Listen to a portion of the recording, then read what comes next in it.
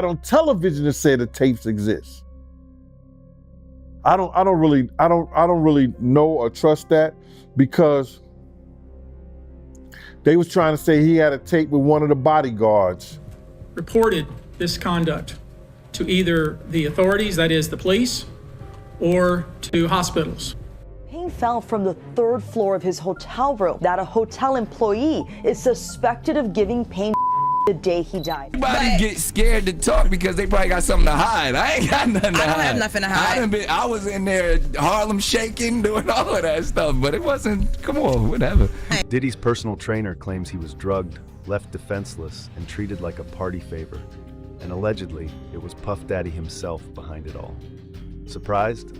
Here's the story. In June 2022, shortly after Diddy won the Lifetime Achievement Award at the BET Awards, he hosted a lavish party at his $40 million Los Angeles mansion. Among the invitees was a personal trainer we'll call John Doe, who was invited after one of Diddy's designer friends showed him John's workout videos. Impressed, Diddy extended an invite to the star-studded event. But before stepping into the mansion, John says he was asked to sign a non-disclosure agreement, preventing him from revealing anything he saw or heard during the night. Things only got stranger from there. Once inside, John was handed a drink, a tequila soda with cranberry juice. He drank it, started socializing, and soon began feeling unusually dizzy, weak, and disoriented. According to his account, that's when a business associate of Diddy's led him into a smaller, dimly lit room away from the main party. Inside, he says he saw a dozen people, including some famous faces, engaged in explicit activities. At this point, feeling even more out of control, John suspected he had been drugged. Got on television to say the tapes exist. I don't really know or trust that, because they was trying to say he had a tape with one of the bodyguards and this lady that came out. So we don't know what to think until we actually see that, and we get that version. You remember we had that bootleg version of R. Kelly tape? Yeah, I remember that. They don't even bootleg. Yo, they don't even bootleg no more, man. So it's gonna be hard to figure it out if it does exist. Do you believe the guy in the tape is white?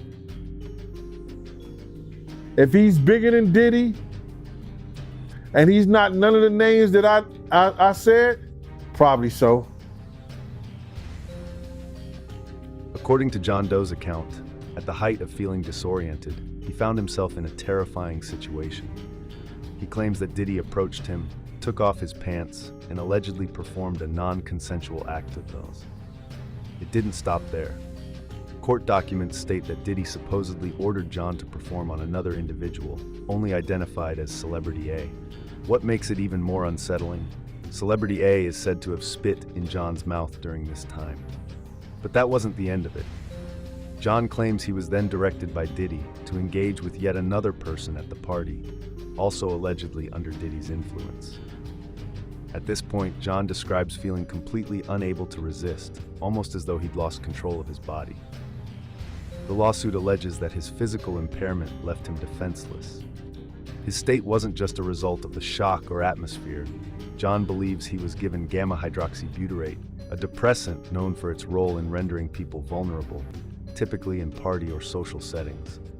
Further on, he even provided a photo of a container he says was used by Diddy's team to administer this drug into alcoholic drinks. Naturally, this lawsuit has garnered major attention, sparking questions and media frenzy. Diddy's team hasn't stayed silent, though. His representatives have labeled this case as a publicity stunt by the attorney behind it, alleging that the goal is media exposure rather than truth. The team even pointed out the lawyer's highly visible press appearances and a hotline number as proof of his media-centric motives. The statement they released emphasizes that Diddy and his legal team firmly believe in the judicial process, stating that they are fully confident in clearing his name. The message was clear. Diddy, a father of 7, insists he has never assaulted or trafficked anyone under any circumstances. As it stands, both sides have drawn their lines, and while the truth may unfold in court, The allegations alone have stirred Hollywood and sparked heated discussions about the reality behind some of these exclusive parties. So, what do you think? Are we looking at some unexpected headlines or just another high-profile lawsuit with all eyes on it? Now let's rewind for a second. Earlier this month, Liam Payne's unexpected death left fans and friends utterly stunned. He reportedly fell from a third-floor hotel room in Buenos Aires, and when ABC News and TMZ looked deeper, they found something concerning: traces of a drug cocktail known as pink coke in his system. Now, pink coke isn't just a fun-sounding party drug. It's this blend of hardcore substances, methamphetamine, ketamine, MDMA, crack cocaine, and benzodiazepine, all packed together in a single hit. And let's be real, that's not something anyone takes lightly. It's a concoction that's got enough punch to knock out, well, just about anyone, and has been linked to some seriously risky behavior. Liam's passing with that cocktail in his system has sparked reported this conduct to either the authorities, that is the police, or to hospitals. Found in their system, weird you probably never heard of. One in particular that continues to pop up is a xylazine or trank, which based on our research is known as a horse tranquilizer. Tony, were all of the auditioning because they were musicians? All seeking either TV or some sort of music career with promises of, we're gonna make you a star. Instead, basically did things to them such that they don't want to have anything to do with the entertainment industry ever again. This individual, who was 9 years old at the time, was taken to an audition in New York City with Bad Boy Records. This individual was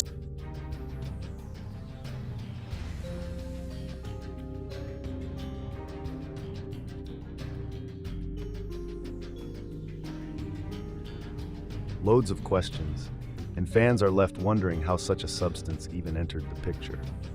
Now here's where it gets weirder. A lawsuit recently filed against Diddy accuses him of having a personal connection with this very same pink coke cocktail. Allegedly, Diddy required his staff members to carry this pink coke around, not just for show, but actively bringing it into his inner circle. Yes, we're talking about an explicit request to have this cocktail on hand, making it seem like it was part of the party essentials. If this is true, it's painting a pretty intense picture of what goes on behind closed doors. Now, considering how high profile and honestly kind of polished these events usually appear on the surface, it's a pretty wild claim. But here's where things start getting sketchy. The sources behind this claim say that not only was pink coke present, but the environment around it was intense enough to create, let's say, some unique pressures. Imagine working for a boss who's allegedly telling you to keep highly illegal substances on hand. Not your average 9 to 5, right? The allegations suggest that Diddy was deep into this, adding a whole new level of darkness to what could otherwise seem like just a glam party life. So we're left wondering, could these elite celebrity scenes really be hosting this kind of stuff under the radar, or are these claims purely sensational? And the thing is, we still don't know the full scope of what was found in Liam's system. Toxicology reports aren't always immediate, and final details might take weeks. Until then, the mystery surrounding his passing is left open, and so is this lawsuit's impact on Diddy's image. The idea of stars engaging in this hidden, dangerous world of drug use is one thing, but being linked directly to something associated with a tragic event like Liam's death, that takes it to another level. So do you think there's any truth to these allegations, or could this all just be part of the scandal machine? The allegations swirling around Diddy are wild, to say the least. The latest complaint comes from Rodney Lil Rod Jones, who's not just any bystander. He was Diddy's videographer and producer, so he was right in the middle of all the action. Lil Rod is claiming that Diddy didn't just host parties, but that he also created a culture where drug use was pretty much part of the job. According to him, there was a whole list of substances allegedly circulating among Diddy's business operations. And we're not talking aspirin here. We're looking at everything from coke and GHB to ecstasy, marijuana gummies, and Tusi, which is basically another name for pink coke. And here's where it gets even crazier. Jones claims this wasn't just for the party crew, but extended to all types of staff, like housekeepers, chefs, and even butlers. Imagine signing up to work as a chef and finding out you're also expected to carry around a party kit. Someone just said nice. Payne fell from the third floor of his hotel room that a hotel employee is suspected of giving Payne the day he died. It's a you may have never heard about, but is now at the center of two headline-making stories. It is called Pink, and it was allegedly used to get embattled music mogul Sean Diddy Combs' wild parties going. This morning, we are getting a glimpse at what authorities in Argentina believe contributed to his death. Sources tell ABC News multiple substances were found in Payne's system, including pink, a pot. With P. Diddy.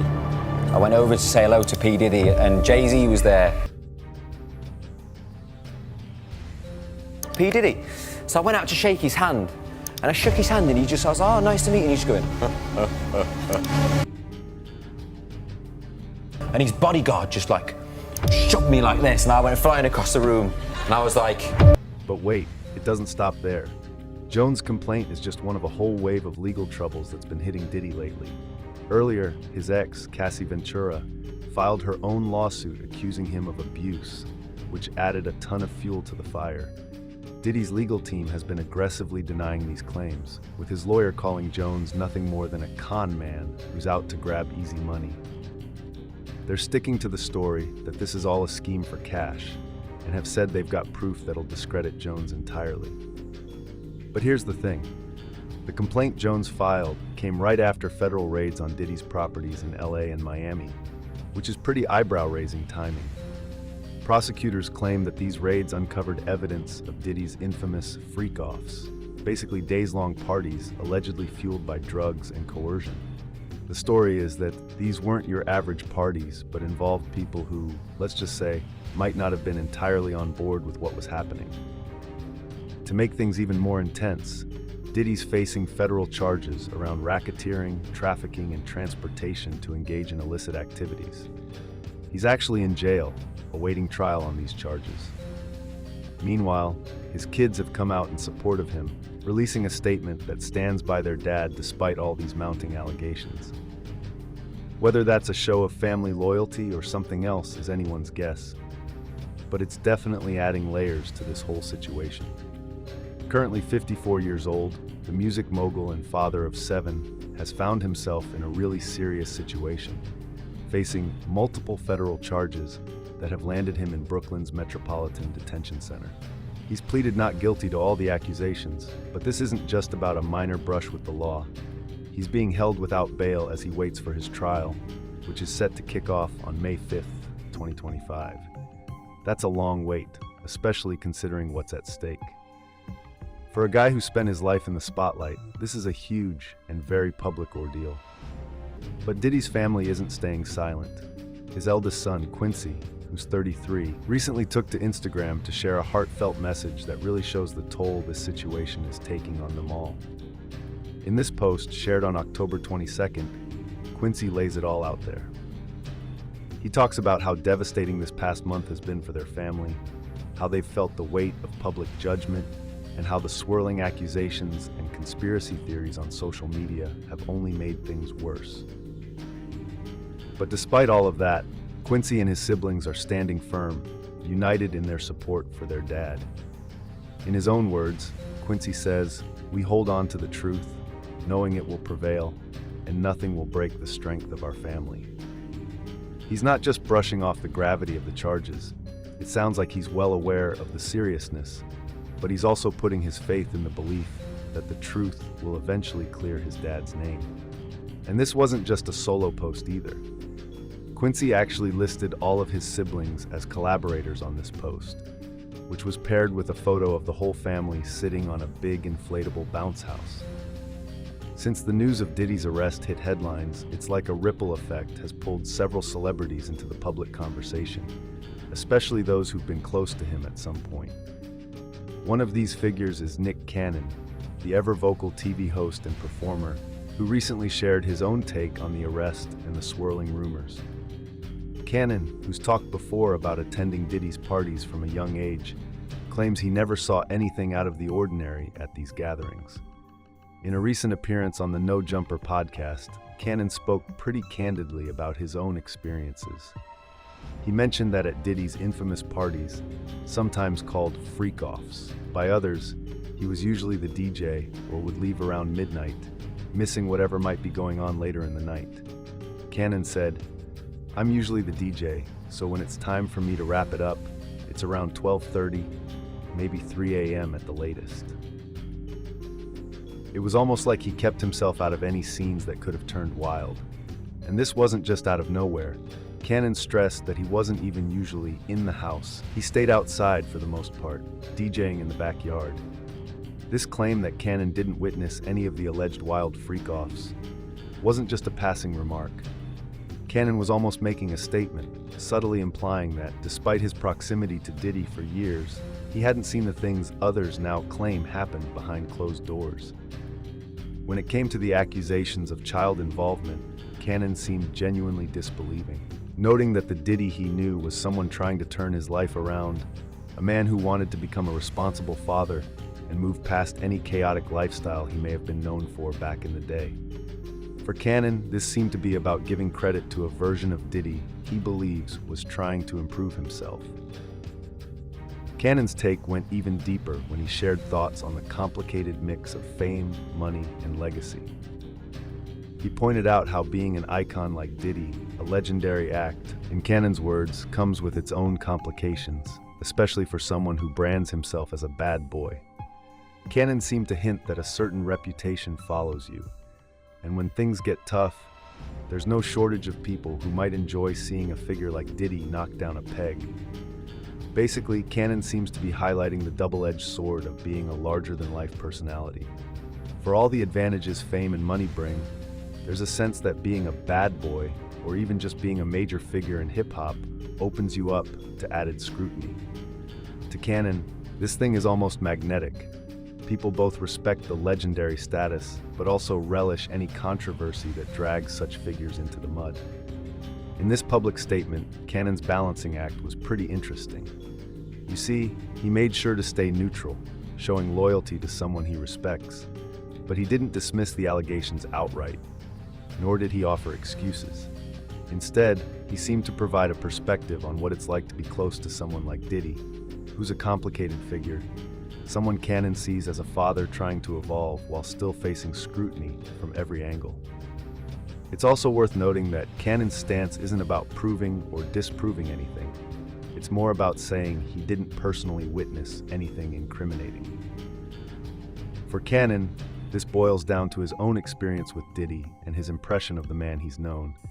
And in his opinion, he seems to believe Diddy's overall intentions were, at least at one point, genuine. Whether this perspective will impact public opinion is hard to say, but it's a notable take from a high-profile friend and collaborator who was close enough to have seen the real Diddy, or at least the side of him that he wanted others to see. Now, what do you guys think? Did Diddy do his trainer that bad? Do drop your thoughts in the comment section below. If you liked this video, don't forget to subscribe for more such content. We'll be back soon with another one. See you then.